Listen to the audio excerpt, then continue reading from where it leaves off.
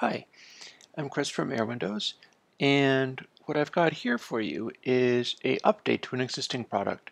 This is going to be stuck back into the original product is going to get this video instead, and any new purchasers of ElectroHat will get this rather than the original version. What, you may ask, is ElectroHat? Well, I thought it was going to be a big hit, which it didn't turn out to be quite as big a hit as I'd thought, but I still like it, so I still maintain it.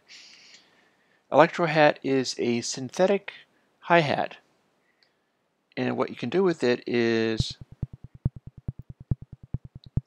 take a sound like this, and this is being generated by a logical software instrument, but you can also take stuff off of samples or hi-hat tracks from somewhere else or a sequencer of some kind. I've been doing stuff using hardware sequencers. At any rate, you put in ElectroHat, and what you get is this. Now, the difference between this and the previous one is, if you'll watch where my cursor is, the previous one, the high frequencies continue to go straight up. And not only that, but the original one was not 96K savvy. So what ended up happening was, if you used it and you were running at 96K, the hats were supersonic and you couldn't really hear them very well. So I fixed that. This is a free update to anybody who owns it. And in addition to working at 96K, now it also rounds off so that it's not blasting the supersonic frequencies quite so hard as they were. This is the 606 style, which is a nice old roll and groove box. And I've also got a couple of other presets. This is one of the few ones that have presets, but there's a reason for that. There's 808. As you can hear, it doesn't sound very different, but they're all basically ElectroHat style sounds. It's just the character of the sound that's being illustrated by this. And the 909 is beefier and more mid-rangey, as befits the 909 roll and groove box. And you can't really buy those anyhow, so they're too expensive, and newer versions and emulations of it aren't really quite the same. How ElectroHat works is a thing called residue sequences. And I can illustrate that by going to not dense hat, not ElectroHat, which is where the 808 and 909 samples come from, or the examples, I should say, but synhat. If I set this trim up to near 0, you'll start getting an extremely synthetic sound, like this. Now, there are 999 settings, and trim ain't one. I mean, there are 999 settings, and trim allows you to set all of them by holding down Option on the keyboard. You can see that you can make small modifications doing this. Every single one of these will sound slightly different. And doing this, you can dial in a hat sound. And this is the reason that I needed to put the presets in. There's too many options in here. People will need to be able to go to something that sounds decent. See? 15 actually cancels out entirely. It's not even there. You can also hear that the tonality of the hat is slightly evolving as it goes on, which is a special thing that only ElectroHat does. You're not going to get that out of samples of roll and groove boxes. It's a little bit more alive, but this is still pretty bad, so let's crawl this direction.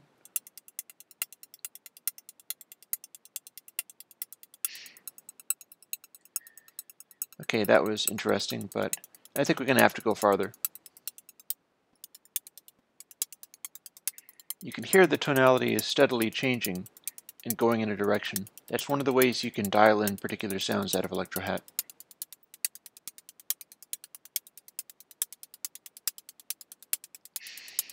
Now we're starting to get to something that sounds like a synthetic hat.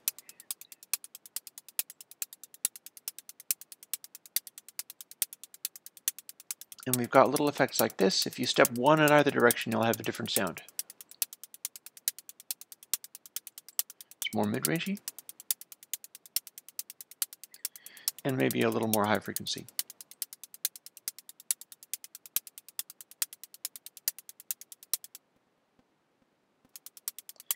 And sometimes if you go right off of one of these cancellation nodes, you can get some real highs going on.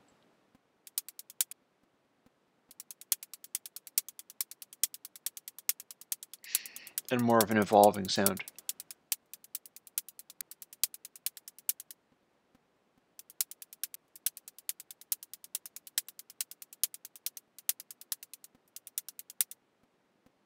Another cancellation node.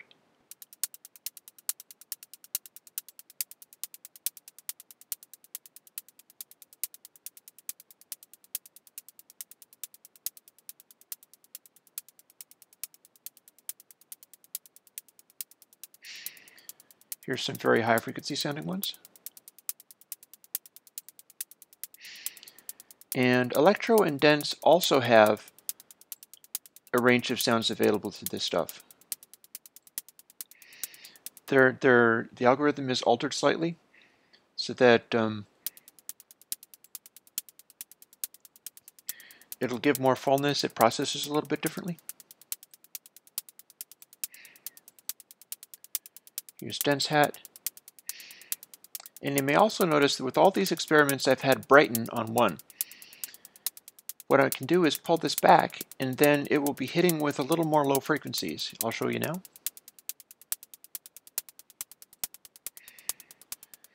So using this, you can give even snare-like sounds. They're still going to be very bright, though.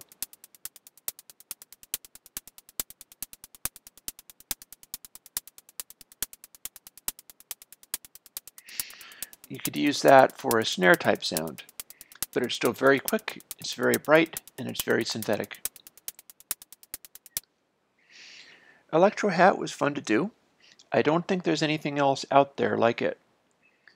It will follow the sequence of anything that you put into it, and I can demonstrate that quite easily by muting this and unmuting a simple drum track.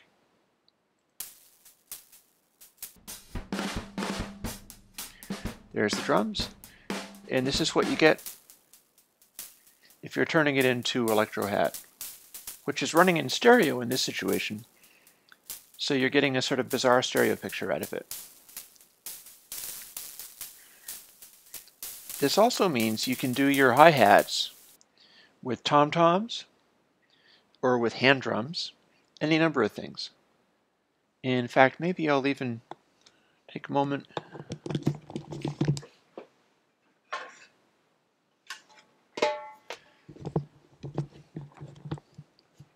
I've never actually done this before. Turn on the... Okay, yeah. Now we're hearing my voice. And go to my 606 style preset. And now rather than use the Klopfgeist on this, what I can do is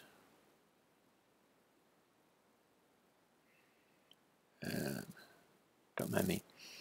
Just thinking this out on the fly here. Pull your hat over to here, and still doing that.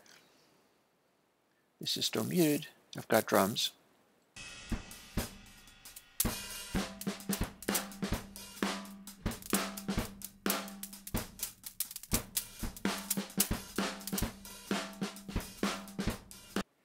I'm not sure if that's synchronizing properly. Oh, I'm not sure if that's synchronizing properly, but I'll give it a try. And if it's absolutely wretched, then we did the best we could. But this is demonstrating using a hand drum to do a hi-hat sound using ElectroHat.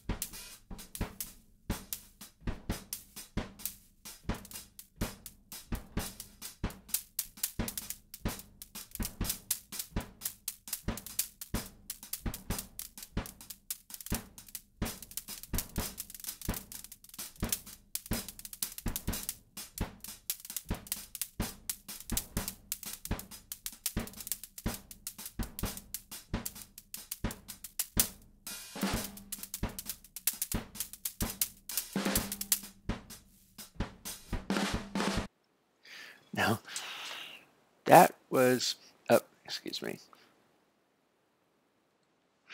that was really strange. But that's the kind of thing ElectroHat can do. Maybe it'll be a little more interesting to people once you realize that you can do strange things like that with it. Thanks. Talk to you later.